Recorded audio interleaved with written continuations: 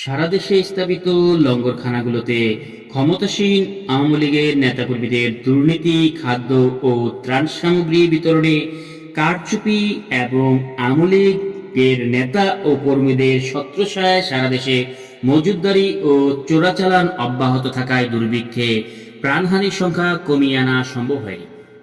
দুর্ভিক্ষ সময়ে যখন লঙ্গরখানা খুলে খিচুড়ি খাওয়ানো হতো, সেখানে ফাপড় দালালি করতে যেতেন আওয়ামী লীগের কিছু নেতা ও সংসদ সদস্য। লঙ্গরখানা তদারকির সময় তারা স্টেট এক্সপ্রেস 550 ব্র্যান্ডের বিলাতি সিগারেট ফুঁকতেন, এবং তাও লুকিয়ে নয়, ক্ষুধার্ত মানুষের সামনেই। তাদের লাইলনের দামি শার্টের বুক পকেটে রাখা থাকতো সেই সিগারেটের প্যাকেট, যা জলজল করতো বলে দৃষ্টিগোচর হতো। অথচ 555 ব্র্যান্ডের সিগারেটের শত শত ভাগই চোরাচালানের মাধ্যমে দেশে ঢুকতো, এবং প্রতি প্যাকেটের দাম ছিল তখন 25 টাকা। 25 টাকায় তখন একটি দরিদ্র পরিবারের কয়েক দিনের খাদ্যের সংস্থান করতে পারত। সরকারিভাবে জাতীয় সংসদে ঘোষিত তথ্য অনুসারে দুর্ভিক্ষে মৃতের সংখ্যা 27,500। তবে বেসরকারি হিসেবে এই সংখ্যা 1 লাখেরও বেশি। মোট লঙ্গরখানা খোলা হয়েছিল 5,862টি। লঙ্গরখানায় খাবার গ্রহীতাদের সব থেকে বড় অংশ, মানে 45% ছিল দিনমজুর, আর 39% ছিল কৃষক।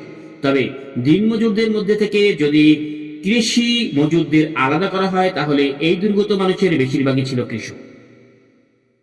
অনেক দেশের মতো বাংলাদেশ মার্কিন যুক্তরাষ্ট্রের কাছ থেকে নিয়মিত খাদ্য সাহায্য পেয়ে আসছিল। সমাজতান্ত্রিক কিউবার সাথে বাণিজ্য সম্পর্ক থাকার কারণে এবং সরকার নিয়ন্ত্রিত বাংলাদেশ পাটকল সংস্থা BJMC থেকে কিউবায় 80 লাখ চটের বস্তা রপ্তানির সিদ্ধান্ত নেয় যুক্তরাষ্ট্র 1974 সেপ্টেম্বরে। খাদ্য সাহায্য বন্ধের হুমকি দেয়, কারণ PL 480 অনুযায়ী খাদ্য সাহায্য পেতে হলে সেই দেশ যুক্তরাষ্ট্রের কালো তালিকাভুক্ত কোনো দেশের সাথে বাণিজ্য করতে পারবে না। সরকার আর সিপিবি ঘরানার বাম মহল দুর্ভিক্ষ মোকাবিলায় সরকারের ব্যর্থতাকে ঢাকতে মার্কিন খাদ্য সাহায্য না দেওয়াকেই প্রধান কারণ হিসেবে দেখিয়ে থাকে।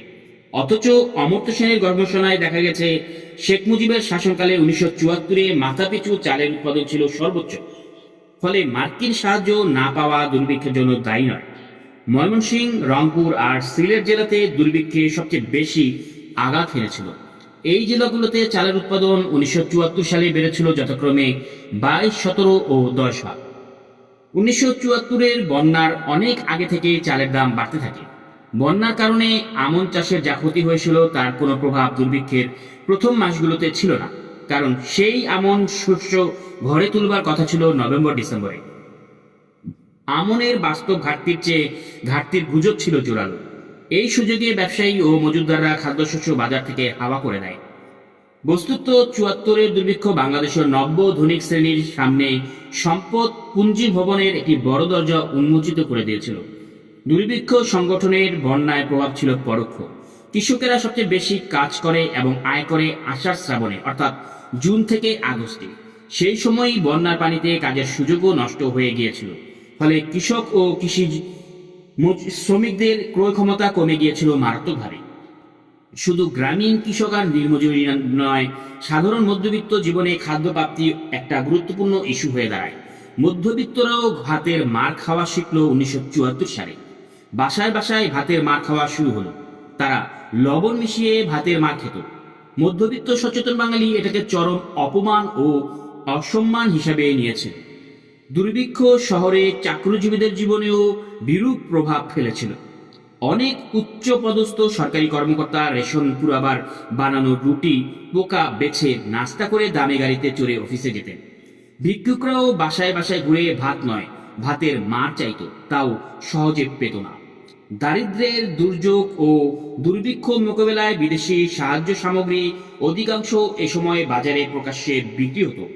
কম্বল, জ্যাম, টিনের খাদ্য, গুঁড়ো খাদ্য, দুধ সবকিছুই ঢাকার দোকানপাটে পাওয়া যেত।